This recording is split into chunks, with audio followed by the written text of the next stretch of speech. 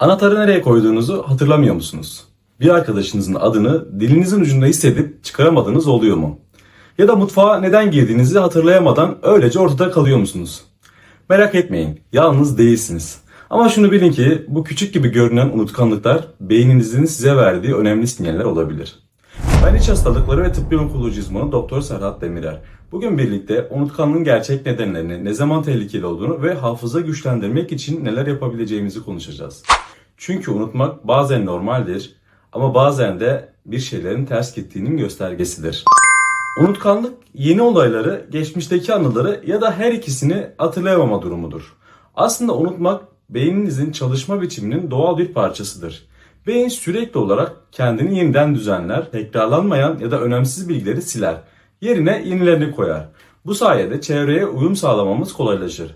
Yani unutmak bazen faydalıdır ve bizi gereksiz bilgilerden kurtarır. Ancak bazı bilgileri diğerlerinden çok daha hızlı unutuyorsak ya da unutkanlık günlük yaşamımızı etkilemeye başladıysa o zaman bu durum bir sağlık probleminin habercisi olabilir. Unutkanlığın en yaygın nedenlerini konuşacak olursak, unutkanlığın arkasında birçok neden olabilir. Fiziksel, psikolojik ya da çevresel faktörler hafızamızı doğrudan etkiler. Uykusuzluk en yaygın sebeplerden biridir.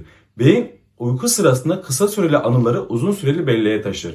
Yeterli uyku olmadığında bu süreç aksar ve hatırlama zorlaşır.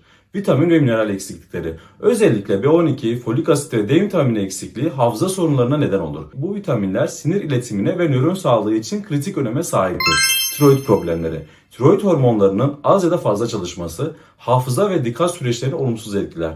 Uyku düzeni bozulur, depresyon gelişebilir ve bu unutkanlığı artırır. Dehidratasyon yani susuzluk. Vücutta sadece %2'lik su kaybı bile bilişsel performansı azaltabilir. Uzun süreli susuzluk ise beyin hücrelerinin küçülmesine neden olabilir. Bazı ilaçların yan etkisi olarak da unutkanlık gelişiyor olabilir. Örneğin bazı antidepresanlar, tansiyon, şeker ilaçları ve bazı sakinleştiriciler unutkanlığı tetikleyebilir. Uyuşukluk ve dikkat azalması hafıza oluşumunu zorlayabilir. Alkol tüketimi. Fazla alkol özellikle kısa süreli hafızayı bozar. Aşırı kullanımda beyin hücrelerine zarar vererek kalıcı hasar bırakabilir. Stres ve kaygı. Yüksek kortizol seviyesi hafıza merkezini baskılar. Stres altında öğrenmek ve hatırlamak çok daha zor hale gelir. Depresyon. İlgi ve motivasyon eksiklikleri yeni bilgilerin öğrenilmesini zorlaştırır. Depresyon bazen pseudo demans adı verilen sahte demans tablosuna bile yol açabilir. Ve yaşlanma. Yaş ilerledikçe yeni şeyleri öğrenmek çok daha uzun sürer. Belleğin çalışma hızı yavaşlar ve nesneleri daha sık kaybetmeye başlarız. Kafa travmaları. Kaza sonrası geçici veya kalıcı hafıza kaybı görülebilir.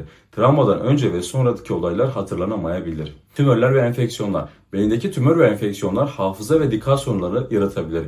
Kişilik değişiklikleri ve kafa karışıklığı ile birlikte seyredebilir. Unutkanlıkla başa çıkmanın bilimsel yollarına gelecek olursak. İyi haber şu ki hafızamızı güçlendirmek ve unutkanlıkla başa çıkmak çoğu zaman bizim elimizde.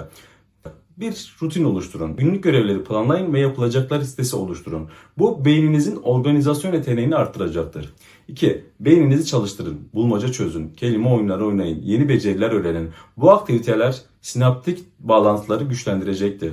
3. Fiziksel egzersiz yapın. Düzenli egzersiz kan akışını arttırır, beyin dokusunu destekler. 4. Uyku kalitesine özen gösterin. Günde 7-8 saat kaliteli uyku hafızanın pekişmesi için çok önemlidir. Ve 5. Sosyal ilişkilerinizi güçlendirin. Görülmüş ki aile ve arkadaşlarla güzel zaman geçirmek bilişsel rezervi arttırdığı gösterilmiş. 6. Stresi azaltın. Meditasyon ve nefes egzersizleriyle kortizol seviyenizi düşürün. Ve tıbbi destek. Eğer uzun süren bir unutkanlığınız varsa bu durumda mutlaka bir hekime başvurun. Bu iç hastalıkları uzmanı olabilir, nöroloji uzmanı olabilir. Peki unutkanlığa iyi gelen doğal destekleyiciler var mı? Unutkanlığa iyi gelen doğal besinler, doğal destekler tabii ki var. Hafızamızı desteklemek için beslenmemize de dikkat etmeliyiz. Omega 3 ve balık yağı beyin fonksiyonlarını destekler ve stresi azaltır. Özellikle B12, folat ve D vitamini düşüklüğü varsa bunları takviyeyle almak lazım. Bunlar nöronların sağlıklı çalışması için gereklidir. Ceviz ve antioksidan gıdalar oksidatif stresi azaltarak hafıza gücünü arttırır. Yine zerdeçal ve kakaonun nöron büyümesini desteklediği bilimsel gerilemeyi yavaşlattığı gösterilmiş. Şeker ve rafine karbonhidratı azaltın. Bunların fazlası bilişsel performansı düşürür ve unutkanlığı arttırır. Aşırı unutkanlık neyin belirtisi olabilir? Bu durum vitamin eksikliği, hormonal dengesizlik ya da demans gibi ciddi hastalıkların habercisi olabilir. Unutkanlık için hangi bölüme gidelim derseniz, eğer unutkanlık hayatınızı etkilemeye başladıysa nöroloji uzmanına veya iç hastalıkları uzmanınıza başvurabilirsiniz. Unutkanlık her zaman kötü değildir. Ancak vücudunuzun verdiği sinyalleri de görmezden gelmeyin. Uykunuza, beslenmenize ve zihinsel aktivitelerinize dikkat edin. Çünkü beyniniz ona nasıl davrandığınızı hatırlar. Ona iyi davranın çünkü hafızanız geleceğinizdir. Eğer bu video sizin için faydalı olduysa beğenmeyi ve abone olmayı unutmayın. Ve sürekli bir şeyler unutan bir arkadaşınız var ya, bu videoyu onunla paylaşın. Hoşça kalın, sağlıkla kalın.